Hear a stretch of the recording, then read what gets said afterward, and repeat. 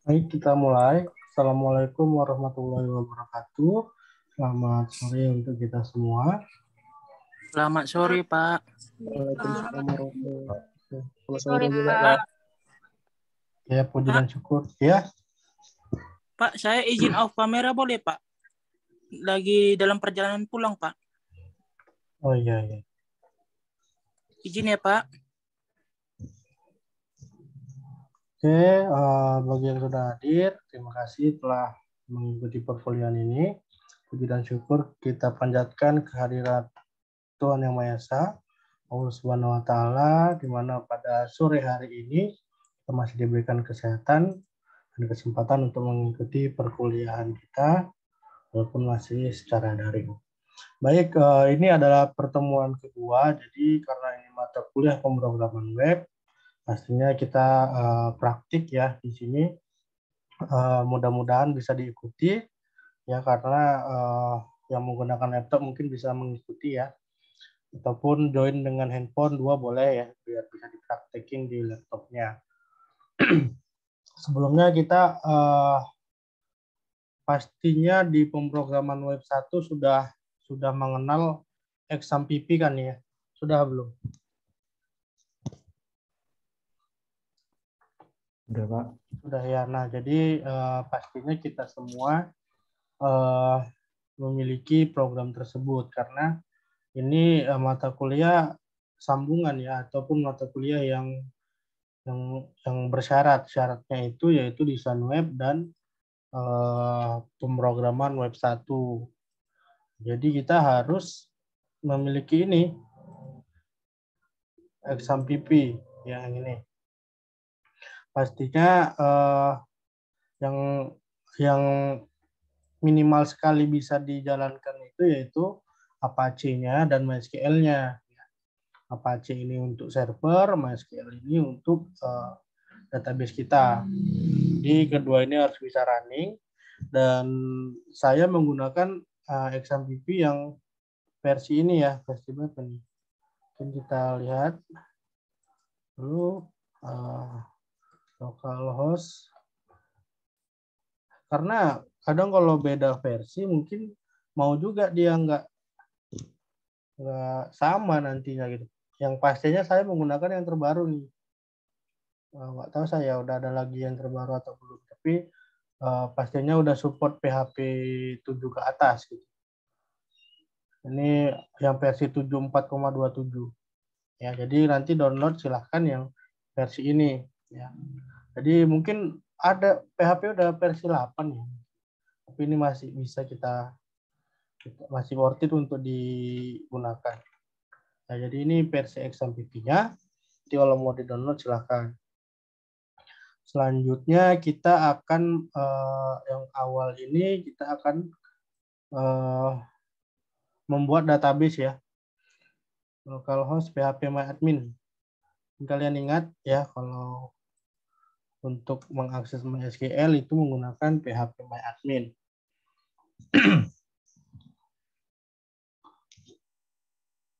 Oke, tadi saya belum kelar, kayaknya mau bagi modul.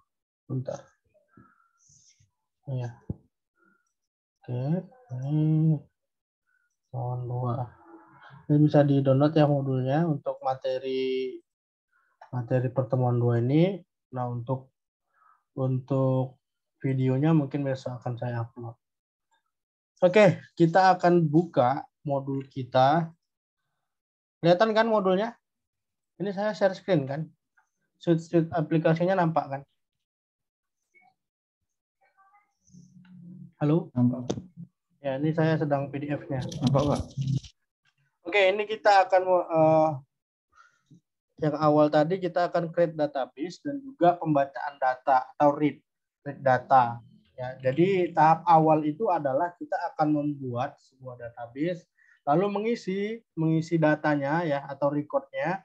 Nah, nanti record tadi itu akan kita tampilkan pada website kita seperti itu. Jadi datanya itu diambil dari database, bukan yang kita sajikan dalam bentuk HTML. Ya, kalau di HTML itu kan kita harus mengubah HTML-nya gitu. Tapi kalau database itu sifatnya kan dinamis ya.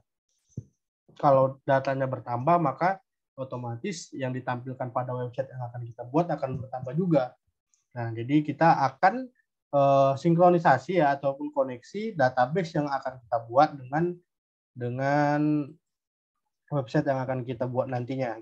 Nah, ini kita akan membuat sebuah database dengan namanya itu terserah sih sebenarnya, tapi kita sepakati aja namanya itu DB mahasiswa, karena kita akan membuat website tentang mahasiswa. Mungkin ya biasa ya, ini di sini ada field-nya itu yaitu ID untuk menyimpan untuk primary key-nya, lalu nama, NIM, dan jurusan.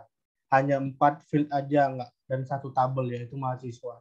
Karena ini hanya contoh aja ya, jadi kita akan buat sepraktis mungkin. Kalau mau ditambah ya mungkin bisa, cuma nanti agak lama waktunya. Tapi caranya itu sama kalau kita nanti mau menambahkan field-field ataupun tabel-tabel yang baru. Ya.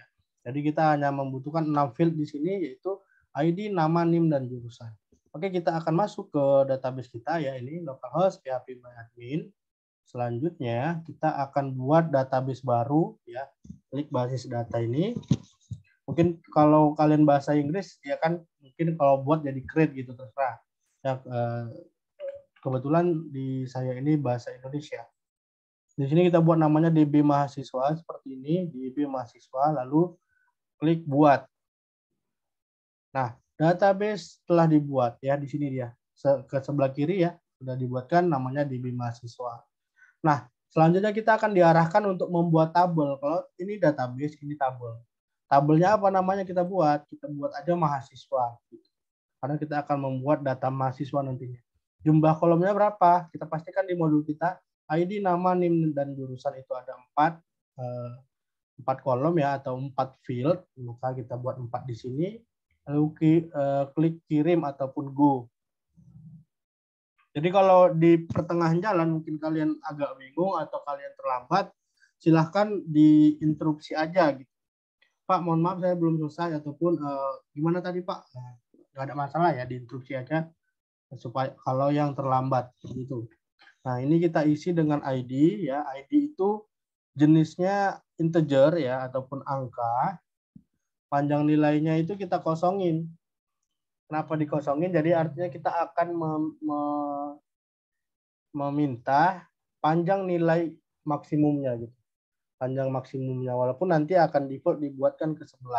Tapi kosongin aja untuk ID. Lalu selanjutnya di sini nama. Jadi kalau nama ini kan tipenya pastinya varchar ya, varchar. Jadi mungkin ada nama yang berbentuk karakter dan sebagainya. Untuk lebih amannya kita ambil jenisnya itu varchar dengan panjang nilai. Ya umumnya panjang nilai pada nama kita ya. Jadi semakin tinggi tahun kemungkinan nama orang itu semakin rumit ya kan. Kalau dulu namanya tuh mungkin satu kata aja. Paijo, Supina, Airin. Di zaman sekarang kan udah 3 suku kata ya kan. Misalnya Gabriel, Rangkuti, Sihaan misalnya, kan panjang tuh. Gitu. Jadi kita harus bisa prediksi itu, jangan sampai ada yang namanya nanti bisa terpenggal gitu ya. Jadi mungkin lebih safety-nya kita buat di sini ya 40 atau 50 lah gitu. Nah, selanjutnya adalah NIM ya. NIM ini baru kita bisa prediksi ya. Kalau di Pelita Nusantara NIM itu ada berapa?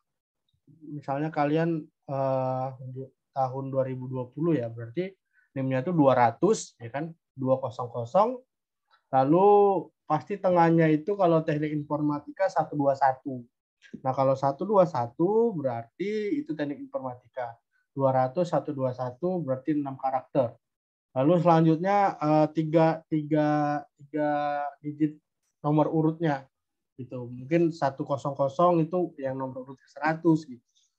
Berarti ada 9 ya. Untuk safety kita buat di sini panjang nilainya itu 10. Ya. Selanjutnya apa tadi saya lupa. Oh, jurusan ya. Jurusan ini ya mungkin 20 ya. Mungkin TKJ yang paling banyak, teknologi rekayasa jaringan komputer. Banyak juga tuh 30. Oke, seperti ini jangan lupa varchar ya. Nah, ini semua sudah kita buat, jangan lupa untuk menambahkan atributnya ya. Jadi kita akan buat ID ini menjadi auto increment. Auto increment itu bagaimana, Pak? Auto increment itu adalah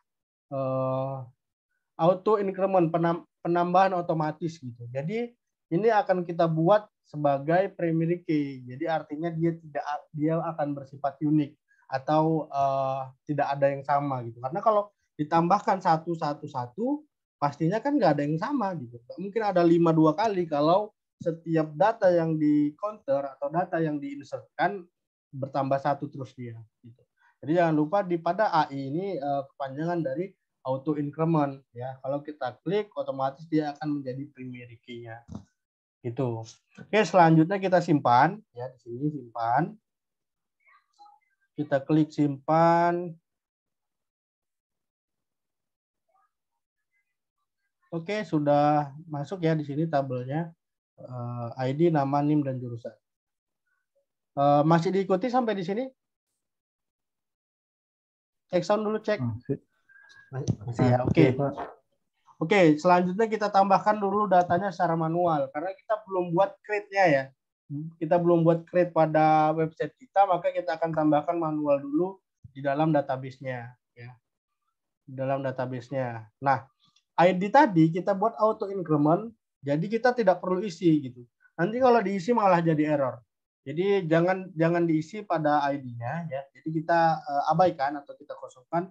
Kita langsung ke sini namanya gitu. Misalnya Bang Kiki ya, Kiki Maulana. Lalu NIM-nya 1200 121 030. Misal aja nih ya Bang ya. Lalu teknik informatika. Lalu selanjutnya Dedi, ya Dedi Nurwanda. NIM-nya 200 121 001. Jurusannya teknik informatika. Selanjutnya kita kirim, ya kita kirim.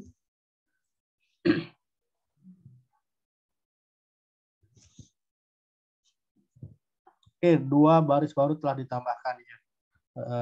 Sebagai contoh 2 aja dulu, ya kan? 2 aja dulu. Setelah itu kita klik jelajahi. Nah, di sini dia. Udah masuk NIM-nya ya. ID-nya lihat itu menambah sendiri 1 dan 2 walaupun nggak kita inputkan tadi gitu. Jadi nah, perhatikan juga untuk penomoran pada ini, bukan penomoran, penamaan pada field-nya nih, nama, NIM, dan jurusan. Nah, nantinya kita akan menggunakan memanggil datanya itu dengan asosiatif ya atau ASOC ya. Jadi kalau pemanggilan data itu kan bisa dengan array, bisa dengan asosiatif. Kalau asosiatif itu artinya memanggil namanya. Nah, namanya itu nggak boleh salah. Jadi kalau di sini kita buat nama dengan karakter ataupun alfabet dengan huruf kecil semua, maka nanti di sana itu kita buat huruf kecil semua gitu. Jadi dia case sensitif. Ya, jadi kalau lebih amannya jangan gunakan huruf kapital ya, huruf kecil aja semua. Nanti di dalam websitenya, di dalam HTML-nya, di dalam kode editornya kita akan buat huruf kecil juga semua seperti itu. Ya, oke. Kita udah selesai membuat database ya. Kita sudah selesai membuat database. Di sini sudah selesai ya. Nah, di sini juga udah. Nah, selanjutnya kita akan membuat koneksi datanya, koneksi data, ataupun nanti langsung kita buat read datanya. Oke, disclaimer dulu. Nah, seperti dikatakan oleh pepatah ya, banyak jalan menuju Roma. Banyak jalan menuju Roma. Jadi sebenarnya untuk algoritma ini saya nggak berikan cara saya yang terbaik. Nggak juga ya. Jadi banyak cara, mungkin Bang Dedi untuk penyajian datanya beda algoritmanya dengan saya, tapi datanya itu sama-sama tampil. Itu dia. Jadi untuk CRUD ini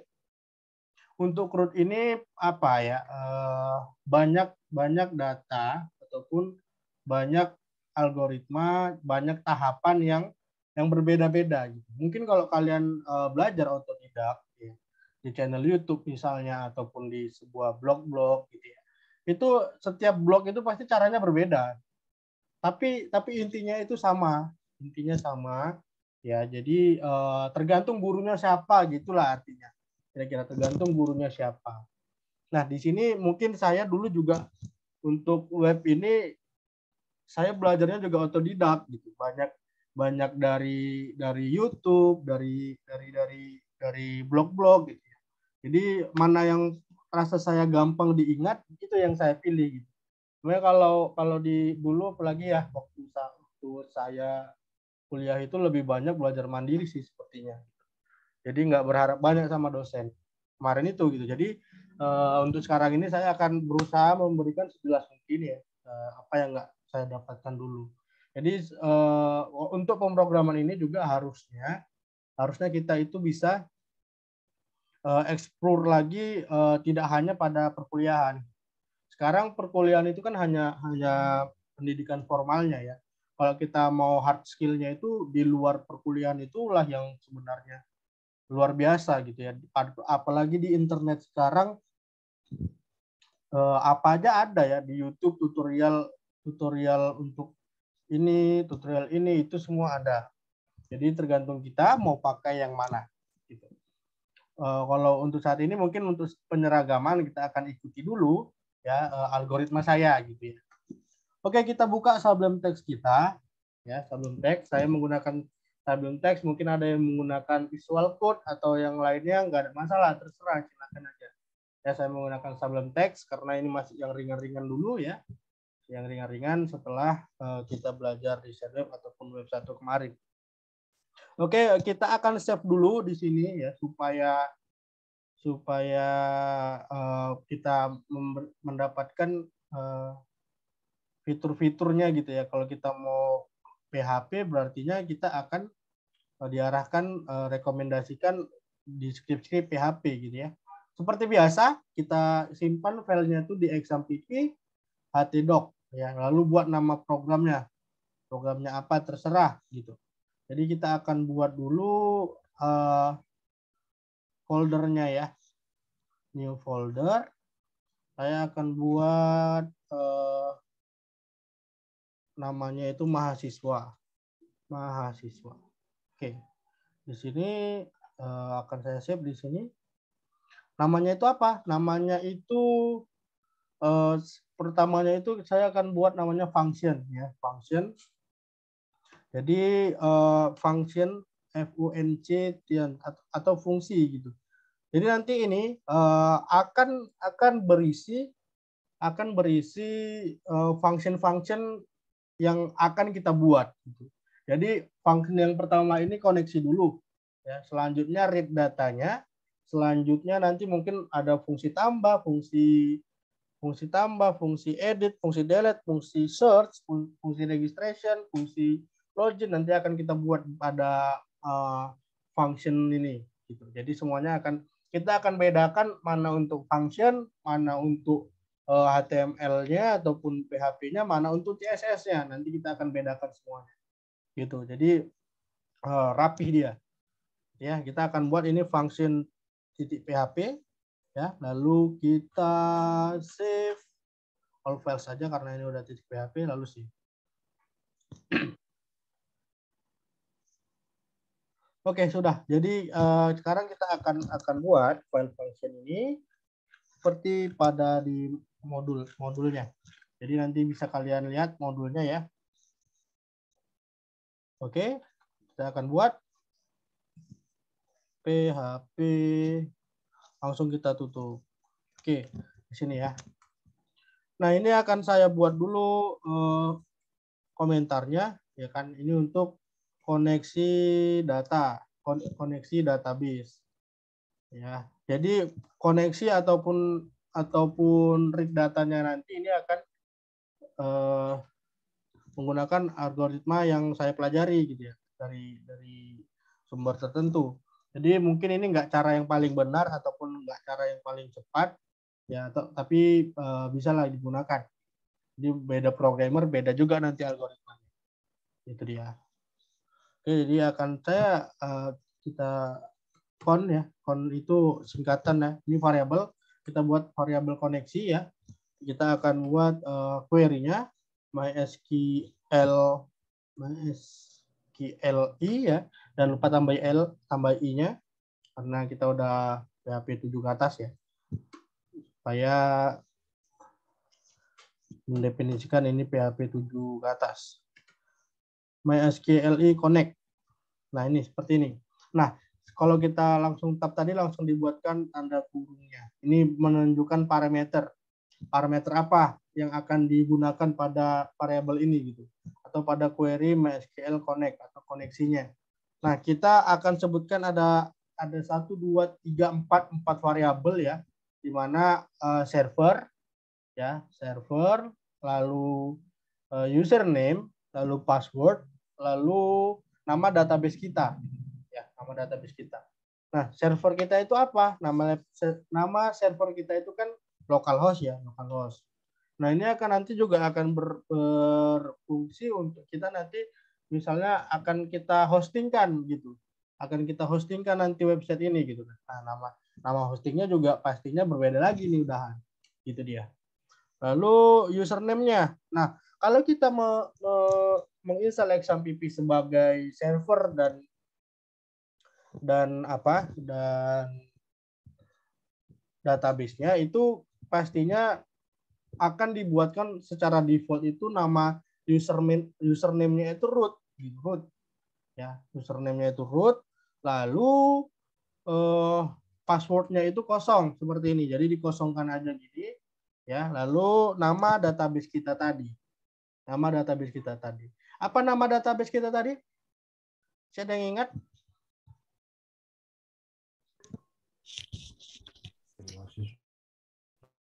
Apa, Bang? DB mahasiswa. Ya, DB mahasiswa. Oke, DB mahasiswa.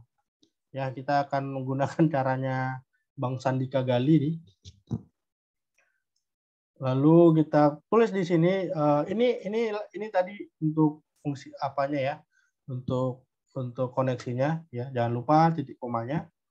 Selanjutnya kita akan membuat function untuk read datanya ya, read data. Kita buat aja function query namanya karena kita memanggil query database-nya dengan parameter namanya query juga aja deh. Seperti ini. Nah, lalu kita akan buat sebuah variabel yaitu variabel hasil ya. Variabel hasil dari data yang ada pada database kita tadi ya, data pada database kita tadi. Kita buat mysqli.query ini, mysqli.query di mana parameternya itu adalah koneksi ya, $koneksi yang ini. Lalu selanjutnya adalah query itu sendiri. Query. Oke. Selanjutnya, ini kita harus kita definisikan lagi bahwasanya koneksi ini akan kita butuhkan nanti pada saat insert data, ya, edit data atau apapun ya yang membutuhkan koneksi database. Nah, oleh karena itu supaya variabel koneksi ini bisa selalu dipanggil, maka kita akan buat di sini global $koneksi. Seperti ini. Global koneksi. Oke. Setelah itu ya kita sudah selesai membuat hasil atau result dari apa yang ada pada koneksi. Koneksi itu kan isinya berarti database kita ya.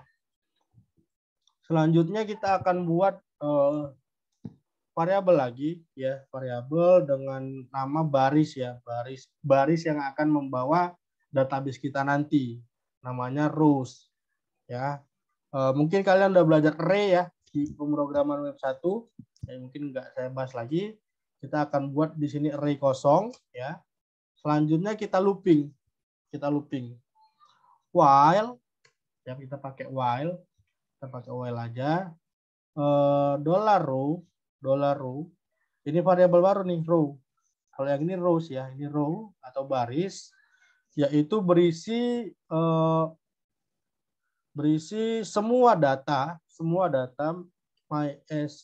MySQLi panggil semua data yang menggunakan fetch ya. Fetch itu ambil dari basis data tadi dengan cara asosiatif ya. Dengan cara asosiatif atau kita panggil berdasarkan field-nya tadi ataupun kolomnya tadi. Nah, tadi kan ada ID, nama dan name ya. Lalu parameternya result ya yang ini. Karena kita akan mengquery tadi, mengambil datanya. Result ya. Oke, jadi yang diulang apa? Datanya, data yang ada pada database tadi. Itu. Data yang ada pada database, di sini kita akan buat variabel yang ini, ya, variabel rows ini. Waduh, 10 menit lagi. Siap nggak nih ya? Variabel yang ini tadi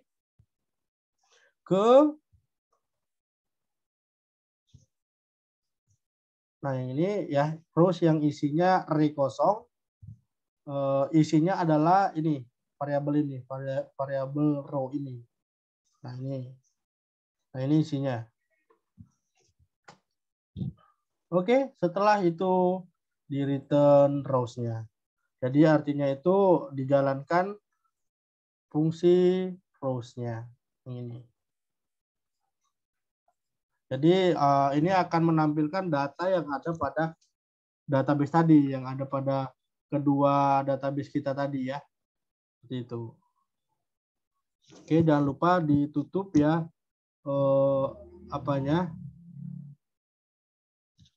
kurung kurawalnya ini ya.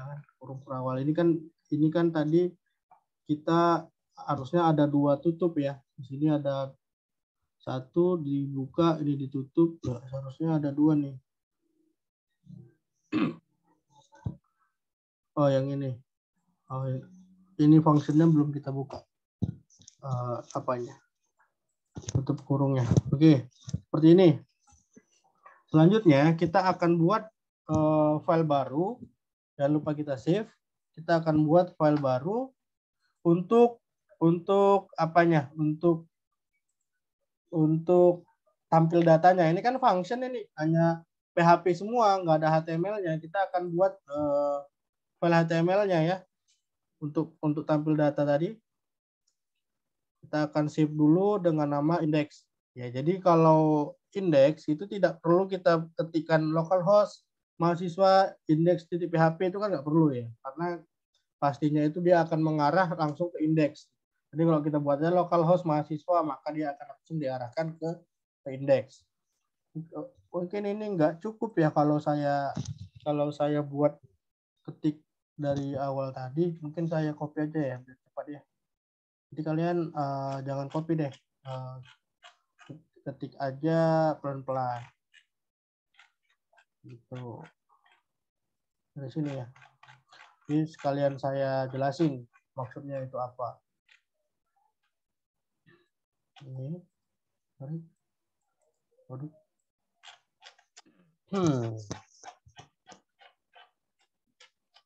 Nah, waktunya tinggal 7 menit. Oke, kita paste aja di sini.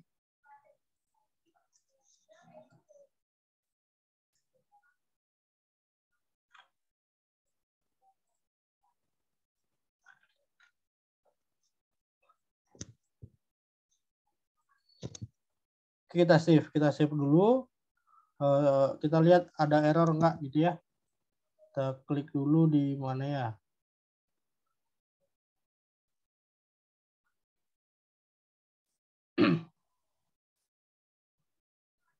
Kalau mau tambah new bar, new tab apa short key-nya? Ini ke halang apa ini? Kehalang toolbar apa? Zoom. Ada yang tahu? Untuk Kontrol T, Pak. Kontrol T ya. Oke. Nah, ini kita akan buat localhost mahasiswa tadi ya. Mahasiswa. Oh, ini sudah langsung ya, sudah ada. Berarti nggak ada yang salah di pada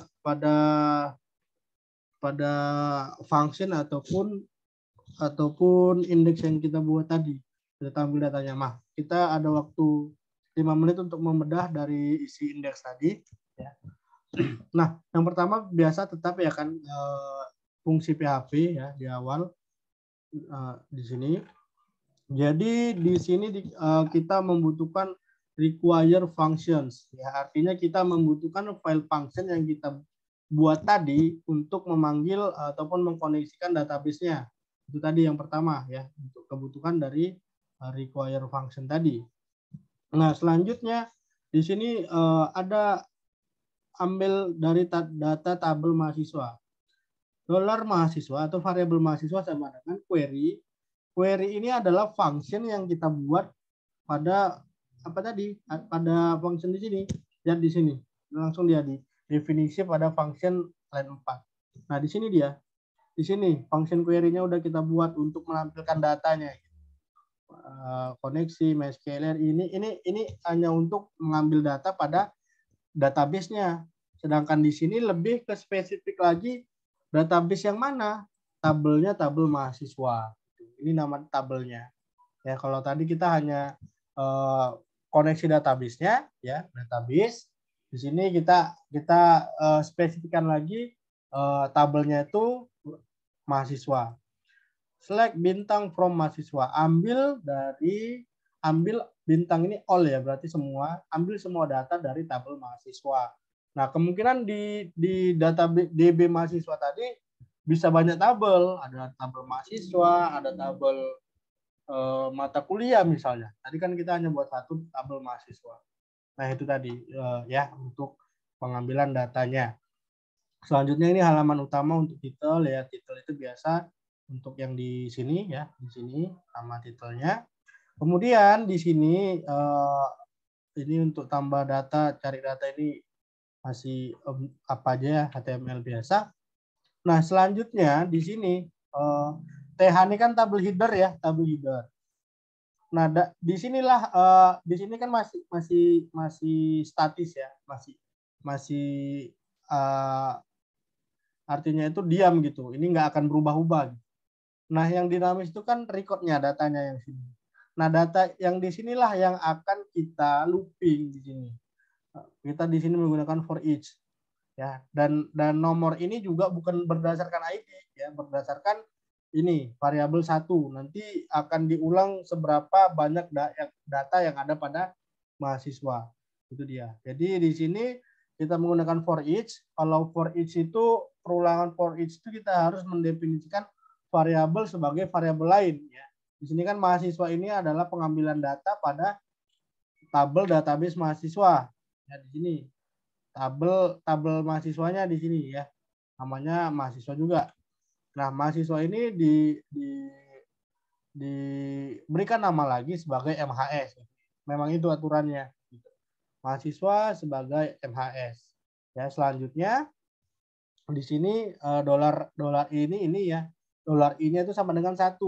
Dia akan diulang banyak data yang ada pada database. Ya, di sini ada nama, NIM, dan jurusan.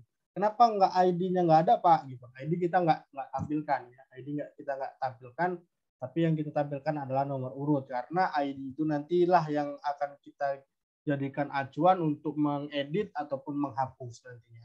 Gitu. Ya, selama masih ada data pada database, tetap tambah-tambah 1, tetap diulang gitu. Ketika sudah habis baru dia dihentikan atau end for each. Maka dari itu ini adalah tampilan dari semua data yang ada pada database. Misalnya kita buat lagi, kita tambahkan data di sini. Misalnya namanya si Isna Yanuar 200 sekian. Tulisannya teknik informatika. Ya. Oke. Kelebihan tadi. Kita buat 10 tadi ya. 121 01 11. Nah, ini kalau kita tambah menjadi 3 data, ketika kita refresh di sini, pastinya dia harusnya menjadi 3 data juga. Ya, coba kita buktikan. Nah, menjadi 3 datanya juga ya. Berarti sudah benar program yang kita buat ini. Gitu ya. Oke, mungkin sampai di sini dulu ya. Mungkin tampilannya masih sederhana. Nanti akan kita cantikin menggunakan Bootstrap aja, CSS yang sederhana. Ya, jadi harapan saya bisa diikuti lah gitu. Nanti akan saya buat form tugasnya untuk kalian bisa menampilkan ini di screenshot aja nanti apanya tampilan apanya. Jadi ada 3 screenshot ya. Di htdoc-nya filenya ada 2, lalu tampilannya, lalu script-nya sedikit-sedikit aja. Gitu. Oke, sebelum habisnya ya. DC Pak, absen di Zoom gimana caranya?